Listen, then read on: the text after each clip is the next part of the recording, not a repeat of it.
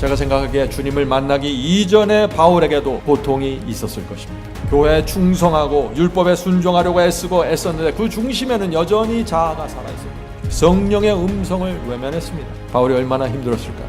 빌립보서 3장 6절입니다. 율법으로는 바리새인이요 열심으로는 교회를 핍박하고. 사울은 예수님을 제자들을 핍박했습니다. 그런데 동시에 예수님의 생애를 지켜볼 수밖에 없었습니다. 예수님의 거룩한 삶을 보았습니다. 예수님의 산상수훈 설교를 들었습니다. 사울의 마음이 어땠을까요? 갈등이 있는 것입니다. 왜 갈등이 생겼을까요? 자기는 사람들이 다 인정하는 정통 교단 속에 있었는데 예수님은 이단이었는데 예수님의 설교를 들어보니까 자기 속에 팔복의 경험이 없다는 사실을 느끼는 것입니다.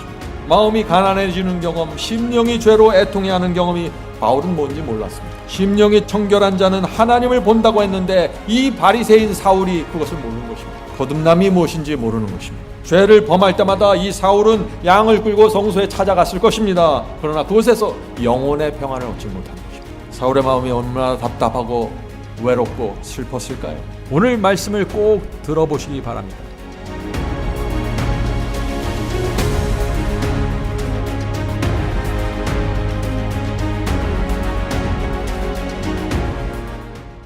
요즘 그 미디어와 뉴스를 보면은 어떻습니까?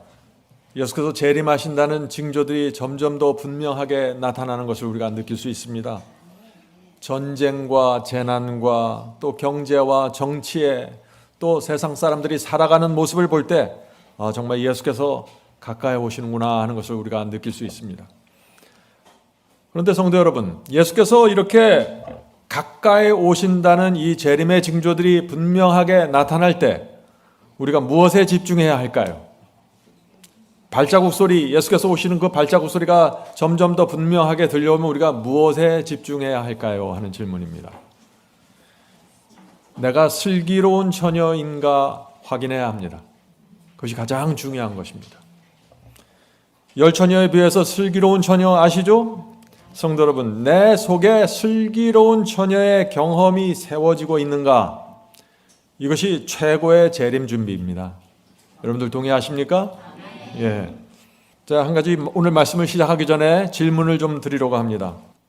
제가 설교할 때 제가 왜 이것을 강조하고 제가 왜 그런 표현을 사용하고 있는지 이해하려면은 여러분이 무엇을 살펴야 할까요?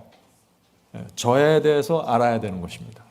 제가 어떻게 살아왔고 제가 어떤 죄에 대한 고민, 제가 어떤 의에 대한 고민을 가졌었는지 또 어떻게 제가 주님을 만나게 됐는지 어떻게 굴복하게 됐는지 알아야 합니다. 그것을 알면은 훨씬 더 깊이 들어옵니다. 그것을 알면은 제가 복음을 설명할 때 왜 이런 표현과 이런 말을 하는지 알게 되는 것입니다. 마찬가지입니다. 오늘 우리가 바울의 복음을 살펴볼 텐데 복음을 알려면은 바울을 알아야 되는 것입니다. 바울의 고민과 그가 주님께 용서받은 경험이 무엇인지 그래야만 우리가 로마서와 갈라디아서를 읽을 때 그분이 사용하신 단어와 표현을 이해하고 그분의 마음과 의도를 이해하게 되는 것입니다. 바울의 생애는 정확하게 둘로 나눠집니다. 어떻게 나눠질까요? 다메섹 도상에서 예수님을 만나기 이전의 바울이 있고 그 이후의 바울이 있는 것입니다. 완전히 둘로 나눠집니다. 우리의 생애도 나눠지고 있습니까? 우리의 생애도 그렇게 나눠집니다. 바울처럼 나눠지는 것입니다. 예수님을 만나기 이전, 예수님을 만나서 회개하기 이전과 그 이후로 나눠져야 하는 것입니다.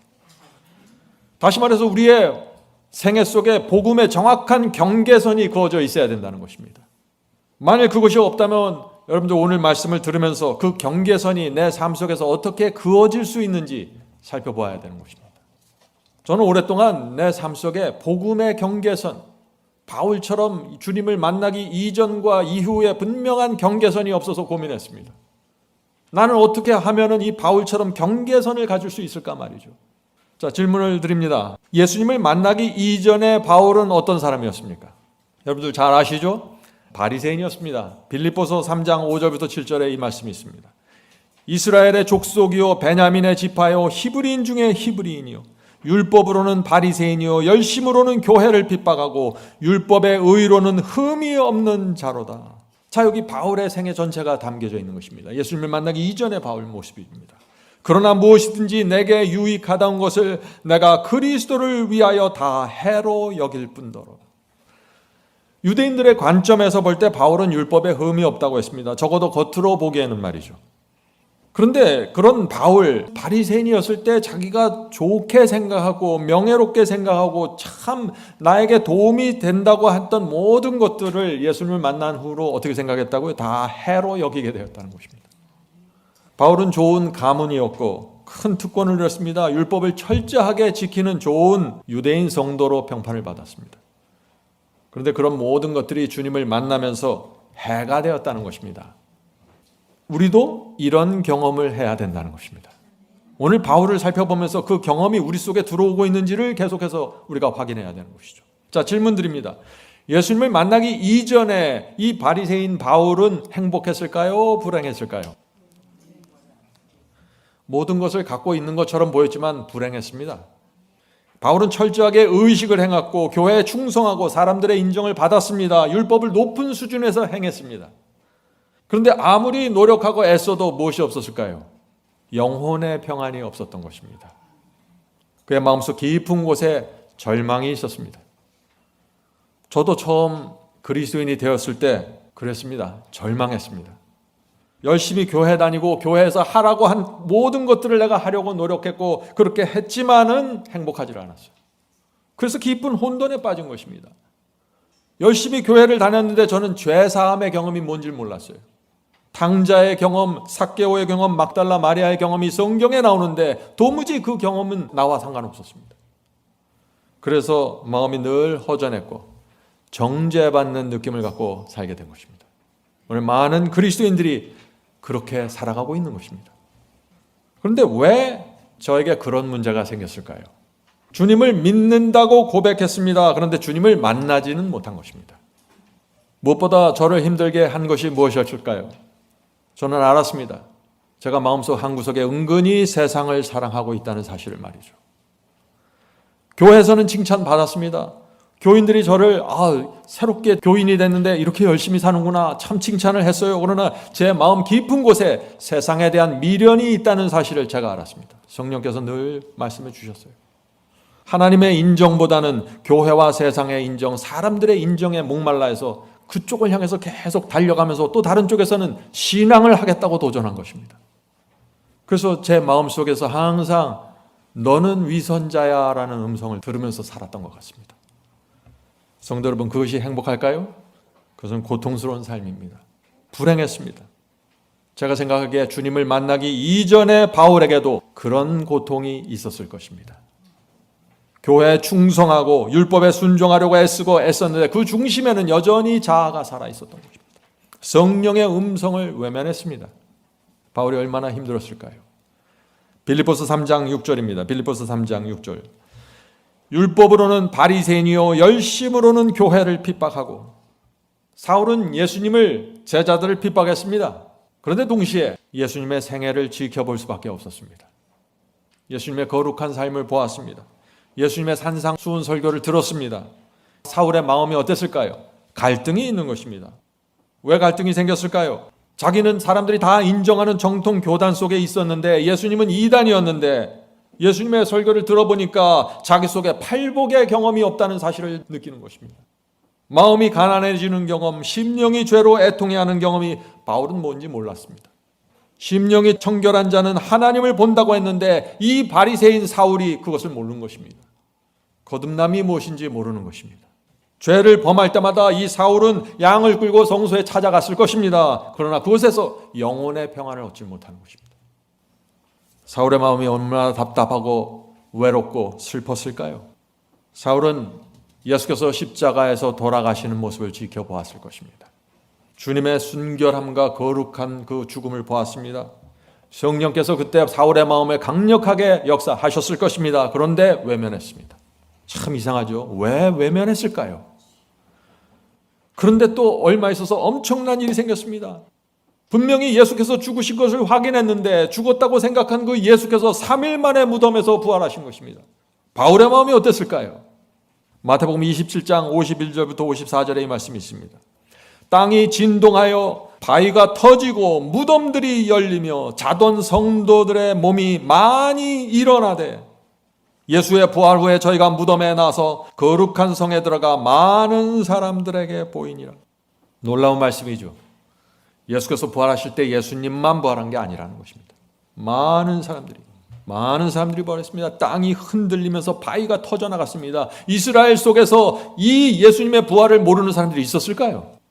구약시대에 죽었던 성도들이 부활했습니다. 그 부활한 성도들이 어떻게 했다고 했어요? 거룩한 성 예루살렘에 들어가 많은 사람들 앞에서 걸어 다녔다고 했습니다. 도무지 부인할 수 없는 부활의 증거가 나타난 것입니다. 사울의 마음이 얼마나 두렵고 무서웠을까요? 이쯤 되면 예수님 앞에 나가서 무릎 꿇어야죠. 그런데 안 꿇었습니다. 유대 교회가 예수께서 부활하셨던 그 사실을 덮으려고 감추려고 애를 썼는데 사울은 진실이 무엇인지 알았습니다.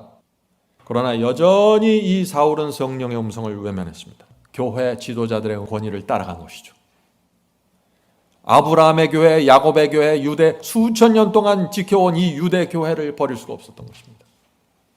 자, 그런데 또다시 엄청난 일이 생겼습니다. 어떤 일이 생겼을까요? 오순절이 되어 사도들과 다락방에 모인 이 120명의 성도들에게 어떻게 돼요? 성령이 퍼부어진 것입니다.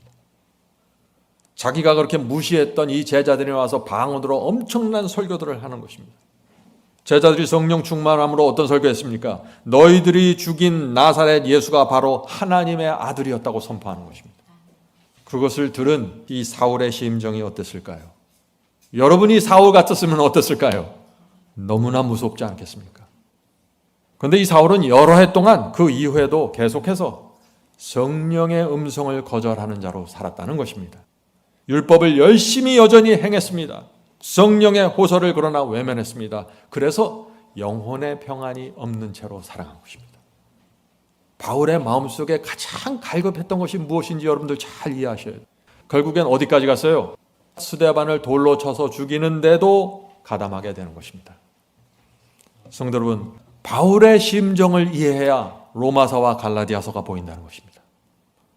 오랫동안 성령과 싸우면서 바울의 영혼은 지칠 대로 지쳤던 것입니다. 그런 상황에서 다메섹으로 가게 됐다는 것입니다. 다메섹에도 왜 갔어요? 예수 당원을 잡아서 죽이기 위해서 다메섹을 간 것입니다. 그런데 그 다메섹 가는 길에서 어떤 분이 나타나셨나요? 예수님이 나타나셨어요. 자기가 핍박하고 죽이려고 그렇게 애를 썼던 예수께서 이젠 나사렛 예수가 아닙니다. 이젠 하늘 영광의 광채를 갖고 나타나신 것입니다. 사울의 마음이 어땠을까요? 참 여기서 그런데 놀라운 것은 예수께서 그 두려워서 떨고 있는 사울을 불쌍히 여기셨다는 것입니다. 그를 부르시는 것입니다. 받아주시는 것입니다. 사울이 누굽니까? 하나님의 아들을 죽이려고 따라다닌 사람이에요. 제자들을, 이 초대교회를 없애려고 따라다녔던 사람입니다. 그런데 주님께서 그 엄청난 죄인을 받아주신 것입니다. 사형당할 죄를 범했는데 탕감해 주신 것입니다. 성도 여러분, 이 바울은요, 율법의 행위로 용서받은 것이 아닙니다. 전적으로 하나님의 마음으로 용서받은 것입니다. 하나님의 베푸신 자비로 용서받은 것입니다. 무슨 선을 행해서 죄를 탕감받은 것도 아닙니다. 주께서 거저주시는 은혜의 선물을 받은 것입니다. 여기에서 바울이 무너진 것입니다. 그래서 바울이 로마서 3장 24절 킹제임스 성경에서 이렇게 말하는 것입니다. 그리스도 예수 안에 있는 구속을 통하여 그 은혜로 값없이 의롭게 되었습니다. 사울은 거저주시는 은혜, 값없는 은혜의 선물을 받은 것입니다. 그 엄청난 선물을 받았기 때문에 바울이 할 수 있는 것은 아무것도 없었습니다. 주님 앞에 엎드려서 눈물을 흘리는 거 외에 바울이 뭘 할 수 있겠어요? 그런데 그렇게 주님 앞에 엎드려서 눈물을 흘리면서 거저주시는 은혜를 받았을 때 바울의 마음속에서 생기는 것이 있었다는 것입니다. 성령의 역사로. 그것이 무엇일까요? 감사와 감격과 충성의 심령이 새겨지는 것입니다. 이것이 구원의 경험입니다.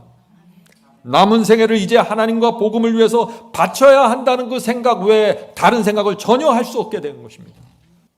성도 여러분, 이것이 죄를 탕감받은 자에게 이루어지는 성령의 역사입니다. 성령의 역사. 죄사함은 거저주시는 은혜의 선물입니다. 근데 그 은혜의 선물을 받는 자 속에는 감사와 충성의 마음이 새겨진다는 것입니다. 인생을 사는 동기와 의도와 목적이 완전히 달라지게 되는 것입니다. 새로운 피조물이 되는 것입니다. 주님 뜻대로 사는 것이 이제는 기쁘고 행복합니다. 더 이상 정죄를 느끼지 않습니다. 이것이 하나님께 의롭다 하심을 받을 때 이루어지는 경험입니다. 우리는 이 경험을 이해하고 이 경험을 갈망해야 되는 것입니다. 성도 여러분, 우리도 사울이 만난 그리스도를 만나야 하는 것입니다. 수없이 우리도 사울처럼 주님을 십자가에 못 박았습니다. 수없이 성령의 호소를 외면하면서 살아왔습니다. 우리가 그렇게 살아온 것입니다. 우리가 수없이 하나님을 밀어내고 사탄의 손을 잡았습니다. 뻔뻔스러운 얼굴을 갖고 주 앞에 나간 적이 수십 번입니다. 수없이 그런 일을 행했습니다. 그런데 주님께서 우리를 불쌍히 여겨주시고 우리를 받아주시고 나에게 오라고 초청하시는 것입니다. 우리가 어떻게 해야 될까요? 사울에게 나타났던 반응이 우리 속에서 나타나야 정상이라는 것입니다. 회개해야 합니다. 주님께 생애를 바쳐야 합니다. 주께서 시키시는 대로, 주님께서 원하시는 대로 살아가야 합니다. 주여 말씀만 하옵소서, 제가 여기 있습니다. 이 고백이 우리 입에서 터져 나와야 하는 것입니다. 그것이 정상입니다. 자, 질문 드립니다. 로마서에는 바울의 감격이 터져 나오는 장이 있습니다. 몇 장에서 바울의 감격이 터져 나올까요?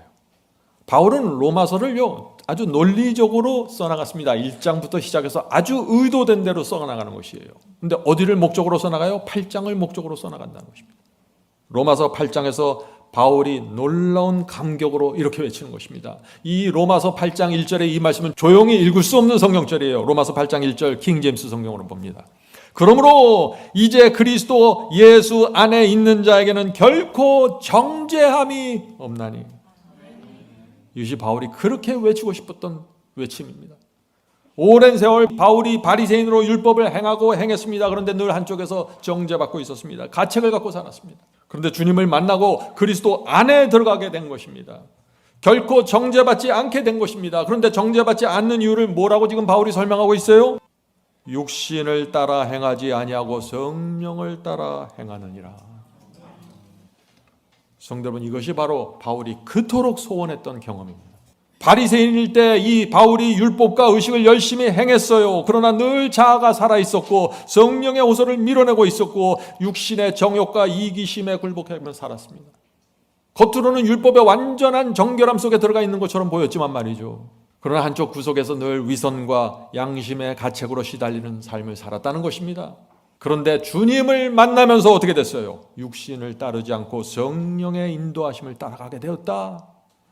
그리스도 안에 거할 수 있게 되었다. 정죄받지 않게 되었다라고 외치는 것입니다. 로마서를 통해서 이 바울은 모든 그리스도인들에게 바로 이 경험을 소개하고 싶었던 것입니다. 바울이 얼마나 기뻤을까요? 자신이 경험한 이 구원의 경험을 은혜가 왕노릇한다고 설명합니다. 로마서 5장 21절입니다. 죄가 사망 안에서 왕노릇하는 것 같이. 자, 죄는 이 사울 안에서 왕노릇했습니다. 죄를 도무지 떨쳐버릴 수가 없었던 것입니다. 율법의 행위를 열심히 행하고 있었는데도 불구하고 죄가 사망 안에서 왕노릇한 것 같이 은혜도 또한 의로 말미암아 왕노릇하여 우리 주 예수 그리스도로 말미암아 영생에 이르게 하려 함이니라. 성도 여러분, 바울에게 일어난 변화가 무엇입니까? 죄가 왕노릇하는 삶에서 은혜가 왕노릇하는 삶으로 옮겨진 것입니다. 성도 여러분, 믿음으로 의롭게 되면은 은혜가 우리 속에서 왕노릇한다는 것입니다. 이 경험이 얼마나 귀한지 모르겠습니다. 은혜가 우리를 끌어가게 되는 것입니다. 내가 노력하고 애써서 율법의 행위를 만들어내려고 조작하는 것이 아닙니다. 은혜가 나를 끌고 가서 율법의 기쁜 마음으로 순종하게 끌고 가버리는 것입니다. 열매로 생기는 것입니다. 이렇게 될 때 억지 신앙이 사라지고 위선이 사라지고 은혜 속에서 죄가 떨어져 나가버리는 것입니다. 이것이 복음입니다. 로마서 6장 1절 2절 보겠습니다. 로마서 6장 1절 2절. 그런즉 우리가 무슨 말하리요? 은혜를 더하게 하려고 죄에 거하겠느뇨? 그럴 수 없느니라. 죄에 대하여 죽은 우리가 어찌 그 가운데 더 살리요? 성도 여러분, 은혜가 우리 속에 들어오면 어떻게 돼요? 죄에 거할 수 없다고 외치게 됩니다. 그럴 수 없다고 외치게 되는 것입니다. 은혜 아래 거하면은 죄에 대한 흥미와 관심이 사라집니다. 하나님의 은혜를 맛보면 그렇게 되는 것입니다. 죄가 재미없어집니다. 그래서 죄에 대하여 죽게 된다고 말하는 것입니다. 죄에 대하여 죽은 우리가 어찌 그 가운데 더 살리오. 이것이 은혜 아래 거하는 경험입니다. 자, 주님의 은혜가 무엇인지 알면은 분명한 변화들이 생깁니다. 바울은 이것을 또 다른 표현으로 설명합니다. 로마서 8장 12절 13절입니다. 로마서 8장 12절 13절. 그러므로 형제들아 우리가 빚진 자로 돼 육신에게 져서 육신대로 살 것이 아니오. 바울은 은혜를 만난 다음에 그리스도의 십자가의 사랑을 본 다음에 은혜의 빚진 자가 되었다고 하는 것입니다.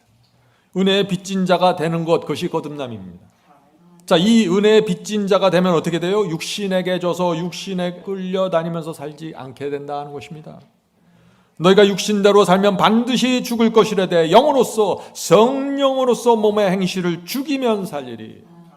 내 의지로 내 노력으로 육신을 죽이는 게 아니라 성령의 역사에 내 속에서 일어나서 성령에 끌려가게 된다는 것입니다. 아무나 이 경험하는 게 아니에요. 은혜 아래 들어간 자들입니다. 빚진 자의 심령을 가진 자들이에요. 성도 여러분, 은혜의 종이 되고 빚진 자의 심령을 받으면 어떻게 돼요? 육신에 끌려다니지 않는다. 이건 기적이에요. 이건 인간의 노력으로 되는 게 아니에요. 내 속에서 놀라운 하늘의 기적이 일어나야 되는 것이죠. 십자가의 은혜가 우리를 쳐서 무너뜨리면은 그때 은혜의 종이 되는 것입니다. 은혜에 끌려다니게 되는 것이죠. 오늘 많은 사람들이 이것을 이해하지 못하는 것입니다. 저도 이것을 이해하지 못했는데 어떻게 돼요? 율법에는 하나님의 말씀에 순종해야 되니까 억지로 자꾸 내 노력으로 애써서 무엇을 만들어내려고 했던 것입니다. 그러다가 좌절하고. 은혜의 종이 되면은요 달라집니다. 은혜의 종이 되면 나눠주게 됩니다. 은혜의 종이 되면 희생하게 됩니다. 은혜에 끌려다니면 용서해 주게 됩니다. 은혜의 종이 되면 나눠주고 자비를 베풀게 됩니다. 나보다 어려운 자를 만날 때 그냥 지나치지 못합니다. 은혜의 종입니다. 이것이 믿음으로 의롭게 된 사람의 모습입니다. 자, 바울은 이 로마서에서요 처음부터 믿음을 계속해서 강조합니다. 율법의 행위가 아니야, 믿음이야, 은혜를 강조합니다. 그러면서 마지막 로마서 마지막 장 마지막 절에 가서 바울이 또 놀라운 선포를 합니다. 로마서 16장 26절. 이제는 나타나신 바 되었으니 영원하신 하나님의 명을 쫓아 선지자들의 글로 말미암아 모든 민족으로 믿어 순종케 하시려고 알게 하신 바. 무슨 뜻입니까? 지금 로마서에서 계속 믿음을 강조하고 율법의 행위가 아니라 믿음이야, 오직 믿음, 오직 예수, 오직 은혜를 강조하다가 마지막에 와서 그러나 복음의 목적은 분명해. 너희가 정말 하나님을 믿으면 믿어 순종케 될 거야. 이 말을 하는 것입니다. 신앙은요, 여러분이 정말 주님의 십자가의 사랑과 희생을 하면은 믿는 데서 끝날 수가 없어요. 믿음에서 멈출 수가 없습니다. 계속해서 더 나가게 됩니다. 복음이 무엇인지를 알면은 주님을 믿게 될 뿐만 아니라 순종하는 데까지 나가게 되는 것입니다. 십자가의 사랑을, 십자가의 희생을 바라보면 나를 위해 죽으신 주님을 위해 내가 모든 것을 바치겠다는 그 소원이 내 마음속에서 생겨나는 것입니다. 거기까지 나가게 되는 것입니다. 도중에서 멈출 수 없어요. 그 소원이 마음속에서 생기면은 주의 말씀에 순종하고 충성하게 되는 것이 자연스러운 것입니다. 좁은 길을 걸어가는 것이 자연스럽게 됩니다. 이 모든 것이 열매로 맺혀지게 되는 것입니다.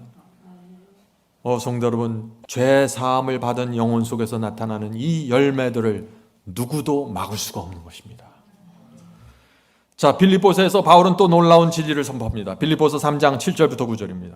계속해서 이 바울의 경험이 나오는 것입니다. 그러나 무엇이든지 내게 유익하던 것을 내가 그리스도를 위하여 다 해로 여길 뿐더러 또한 그 모든 것을 해로 여김은 내 주 그리스도 예수를 아는 지식이 가장 고상함을 인함이라. 바울은 전에는 바리새인이 가장 고상한 줄 알았어요. 바리새인이 행하는 의식과 율법이 가장 높은 수준이고 가장 고상한 줄 알았어요. 그런데 예수님을 만나고 보니, 예수께 대한 지식을 갖고 보니 어떻게 됐다고요? 그건 다 아무것도 아니구나. 그렇게 깨달은 것입니다. 그래서 과거에 자기가 유익하다고 생각했던 것들을 다 해로 여기는 것입니다. 왜 이런 변화가 생겼다고요? 예수님을 만난 것입니다. 예수님의 사랑과 희생과 그분이 우리를 위해서 모든 것을 쏟아붓는 그 모습을 본 것입니다. 그래서 과거에 바리새인으로서 애지중지하고 명예롭게 생각했던 것들 다 내려온다. 배설물처럼 다 내려온다는 것입니다. 자, 계속해서 읽어보죠. 빌립보서 3장 계속해서 보겠습니다. 내가 주님을 위하여 모든 것을 잃어버리고 배설물로 여기면 그리스도를 얻고, 자, 그리스도를 얻는다고 했는데 이 원어를 보면은 충만하게 얻기 위해서 그렇게 되어 있어요. 그리스도를 더 충만하게 얻기 위해서 그 안에서 발견되려 함이니. 성도 여러분, 바울이 왜 모든 것을 배설물처럼 버렸어요? 바울의 소원은 하나예요. 예수님을 더 충만하게 얻기 원하는 것입니다. 무슨 구원받기 위해서 지옥까지 않기 위해서 그런 차원이 아니에요. 지금 바울은 가장 고상한 그 주님을 내가 더 충만하게 얻고 싶어서 이 모든 내 이 그리스도의 삶에 불필요하고 해가 되는 것들은 다 버린다는 것입니다. 바울은요, 이 그리스도 안에 거하는 이 경험이 얼마나 행복한 삶인지 알았습니다. 불행하게 살아왔는데, 외롭게 살아왔는데 그리스도 안으로 들어가고 보니까 자기가 그렇게 갈망하던 모든 것들이 채워져 버린 것입니다. 그래서 이 경험을 주님 안에 더 깊이 들어가고 주님 안에서 더 충만하게 얻고 싶은 이 경험을 갖기 위해서 붙잡고 있던 모든 것들을 버리게 됐다는 것입니다. 이것이 그리스도의 삶입니다. 여기에는 율법주의도 없고, 여기에는 이상한 극단도 없고, 여기는 아주 순수한 복음만이 있는 것입니다. 성도 여러분, 주님을 생각해 보십시오. 주님은 나사렛 예수였지만 동시에 만왕의 왕이십니다. 우주를 지배하는 하나님이십니다. 그런 분께서 우리를 위해서 모든 것을 주셨던 것입니다. 우리가 어떻게 해야 할까요? 우리가 주님 앞에 어떻게 반응해야 될까요? 우리도 우리 모든 것을 주 앞에 드려야 되지 않겠습니까? 하나님도 우리를 위해서 주셨는데.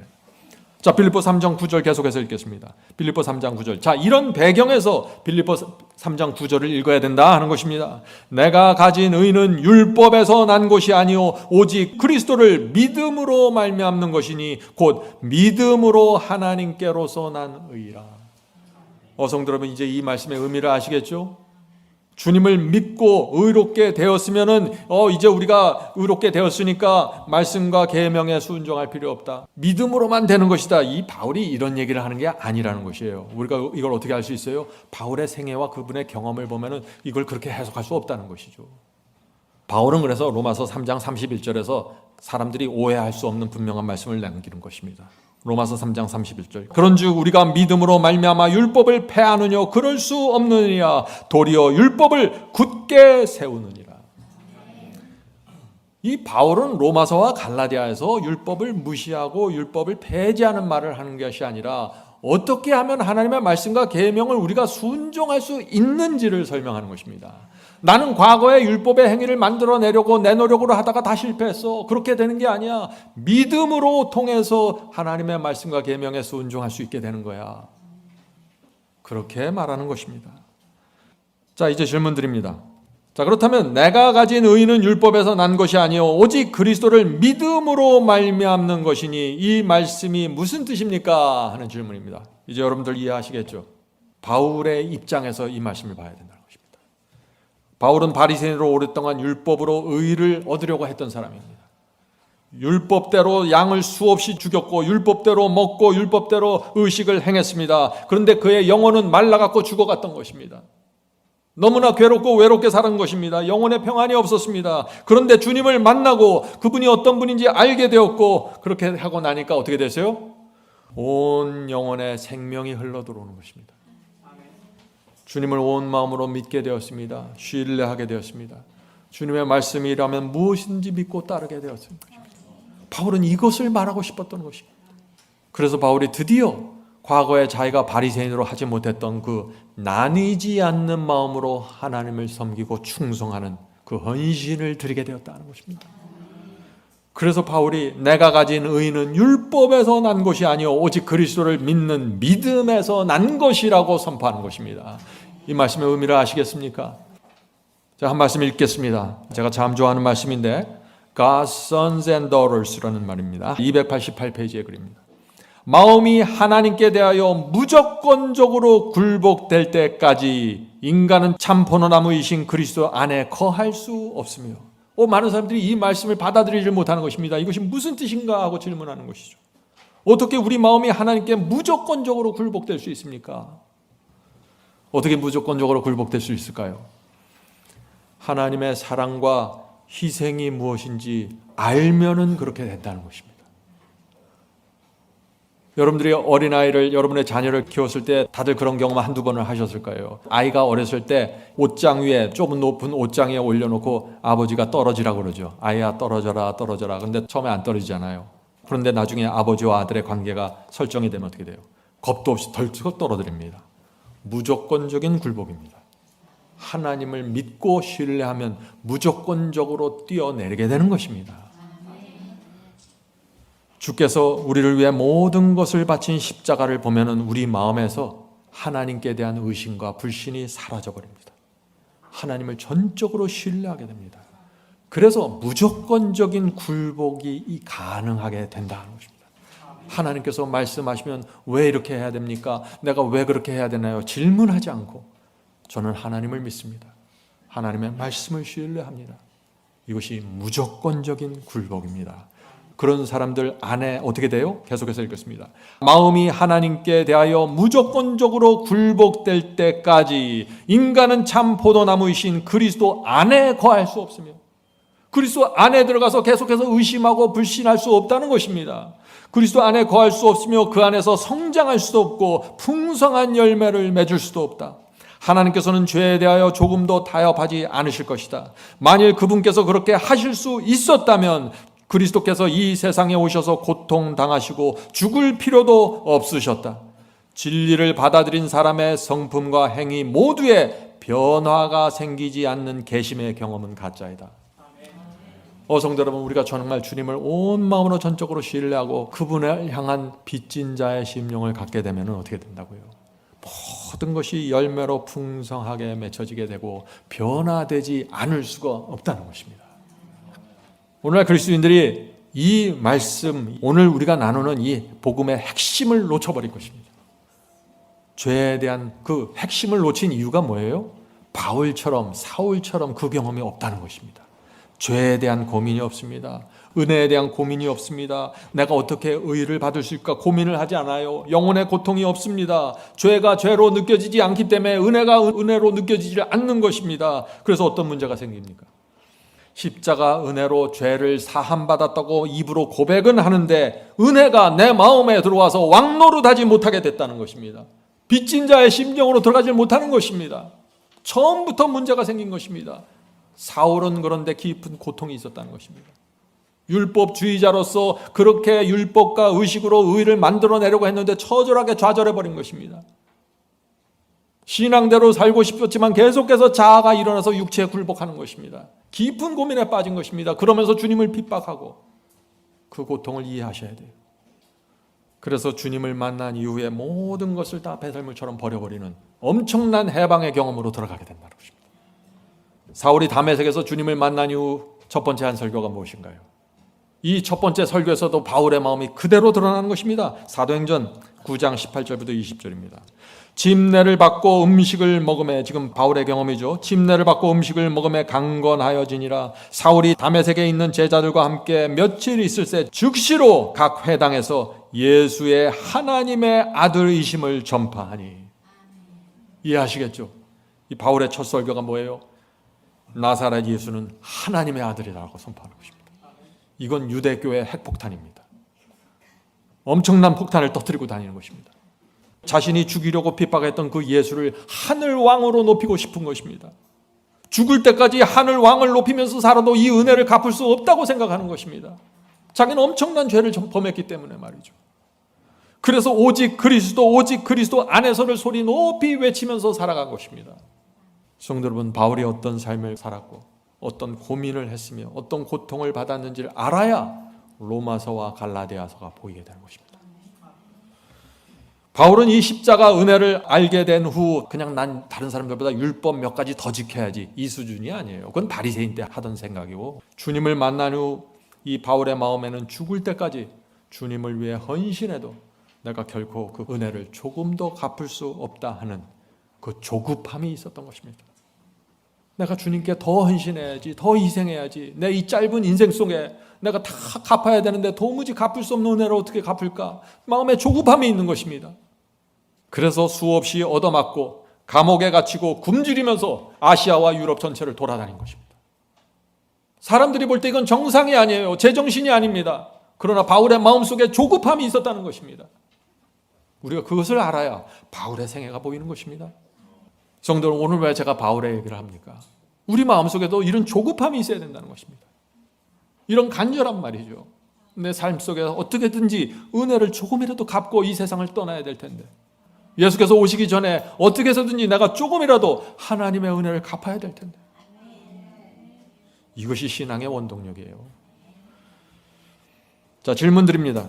하나님께서 한 사람을 준비시켜서, 바울 한 사람을 준비시켜서 복음을 전하게 하실 때 어떤 일이 생길까요? 우리가 알죠? 우리가 바울과 같은 경험을 할 때 어떤 일이 생깁니까? 마지막 때 14만 4천이 준비돼서 늦은 비 성령을 받으면 어떤 일이 생길까요? 바울과 같은 그런 생애들이 지구 전체에서 나타날 수 있다는 것입니다. 바울은요, 아시아와 유럽을 복음으로 불태웠습니다. 아주 멋있게 우리가 그 말을 하죠. 그런데 바울은요, 교회 건물 한 채 지은 적도 없어요. 한 장소에 오래 머문 적도 없습니다. 에베소에서 3년, 고린도에서 1년 반, 빌립보에서는 하루 저녁 머물렀습니다.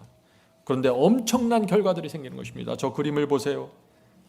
데살로니가에서도 며칠 머물지 않았습니다. 로마에서는 감옥에 있었어요. 그런데 그 속에서도 또 복음이 전파됩니다. 그러나 그가 설교하고 복음을 전할 때마다 영혼들이 주 앞에 계속해서 나오는 것입니다. 짧게 머물고 가는데 말이죠, 엄청난 말씀과 성령의 능력이 이루어지는 것입니다. 바울은 예루살렘부터 유럽까지 수백 킬로를 걸어서 다녔습니다. 마차나 버스를 타고 다닌 게 아니죠. 그 당시에 여객선도 없었습니다. 바울이 탔던 배는 화물선이든지 노예선이겠죠. 바울이 무슨 여기 와주십시오, 로마에 와주십시오, 뭐 빌립보에 와주세요, 초청장 받고 간 거 아니에요. 우리 교회 와서 며칠 동안 설교해 주세요, 그렇게 해서 간 것이 아닙니다. 아무도 오라는 사람이 없었어요. 그런데 복음을 들고 간 것입니다. 이것이 어떻게 가능하냐는 거예요. 이것이 어떻게 가능하냐. 하나님의 은혜 아래 정말 굴복하고 빚진 자의 심령을 갖지 않으면 이건 불가능하다는 것입니다. 아무도 오라는 곳이 없었지만은 바울이 가는 곳마다 하나님의 왕국이 세워졌습니다. 계속해서. 이것이 초대교회가 세워진 과정입니다. 하나님께서 주신 그 별 하나 붙잡고 하나님의 나라를 세우면서 가는 것입니다. 어떤 학자는 이렇게 말했습니다. 독사에게 물린 사람의 몸에 독이 퍼지는 것처럼 로마 제국 속으로 바울의 복음이 그렇게 퍼져나갔다. 독사에게 물리면 어떻게 돼요? 치명적인 독이 그냥 퍼져나가면서 사람이 마비되고 색깔이 변하면서 죽어가잖아요. 로마 황제는 지금 유럽 전체가 자기의 제국이라고 착각했어요. 그런데 바울의 복음에 물린 것입니다. 이 로마가. 바울의 복음이 치명적인 독이 되어 퍼져나가는 것입니다. 그래서 이 사탄에게 붙잡혀 있던 사람들이 풀려나면서 가는 곳마다 이 지하교회들이 생기는 것입니다. 하나님의 왕국의 깃발이 수십 가지 지금 꽂혀지는 것입니다. 가는 곳마다 퍼져나가는 것입니다.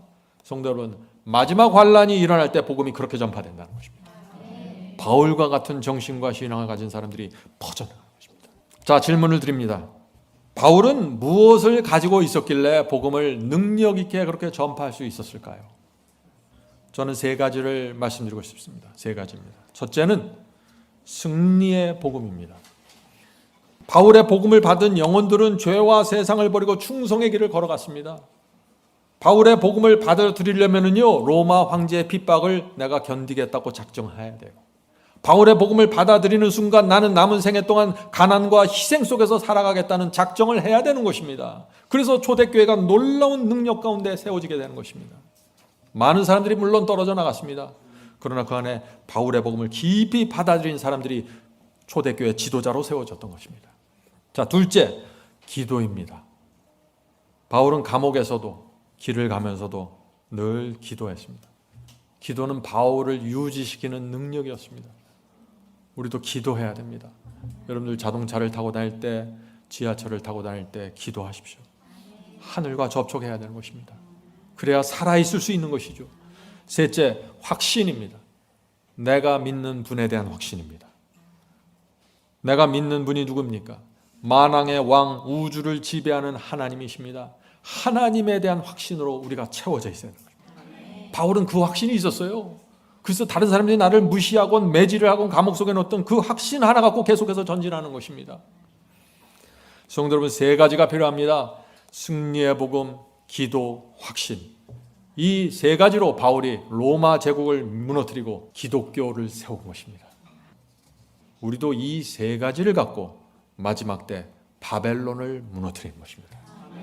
바울이 로마 제국을 무너뜨린 것처럼 우리는 바벨론을 무너뜨리는 것입니다. 바벨론이 무너지면서 여러분들이 나온 것입니다.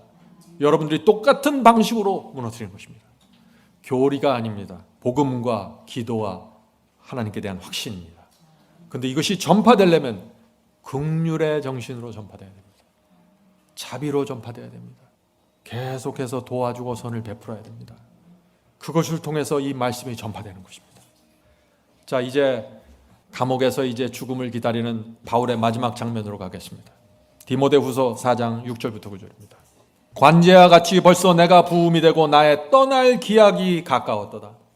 바울은 이제 죽음의 날이 가까우는 것을 느끼고 있습니다. 내가 선한 싸움을 싸우고 나의 달려갈 길을 마치고 믿음을 지켰으니 이제 후로는 나를 위하여 의의 면류관이 예비되었으므로 주 곧 의로우신 재판장이 그날에 내게 주신 것이니 내게만이 아니라 주의 나타나심을 사모하는 모든 자에게니라. 바울에게만 의의 면류관이 예비되는 것이 아닙니다.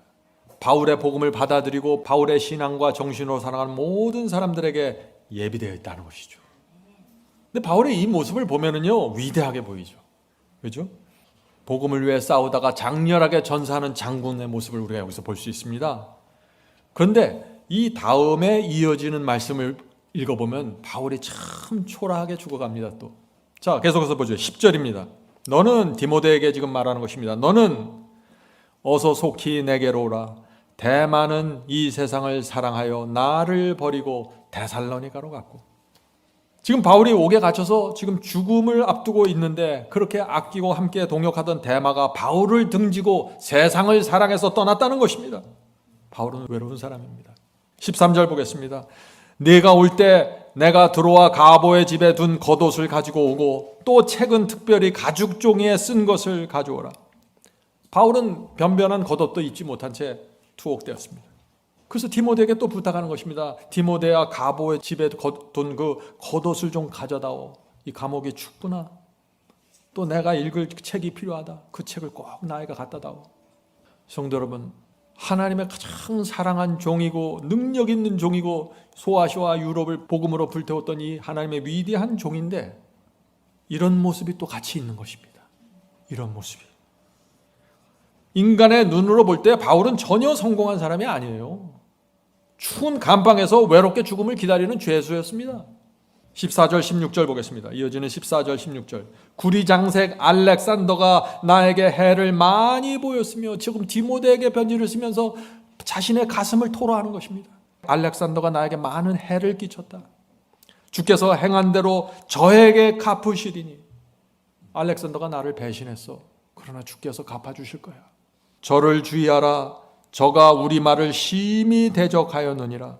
내가 처음 변명할 때, 자, 처음 변명이 뭐예요? 로마 법정에서 처음 자신을 변호할 때 그 말입니다. 처음 로마 법정에서 변호할 때 나와 함께 한 자가 하나도 없고, 지금 웬만한 정치인들이 법정에 서면 지지자들이 몰려가서 막 응원해 주잖아요. 바울은 하나도 없었어요. 법정에서 홀로 변호하는데 아무도 근처에 가까이 오지 않는 것입니다. 나와 함께 한 자가 하나도 없고 다 나를 버렸으나 저희에게 허물을 돌리지 않기를 원하니라. 바울의 모습이 보이십니까?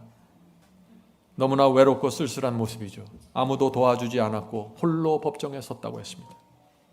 우리는 사람들이 난 바울을 존경합니다. 그 복음의 장군으로 위대하게 돌아가셨습니다. 그 당시엔 전혀 그게 아니라는 것입니다. 아무도 그의 가치를 알아보지 못했습니다.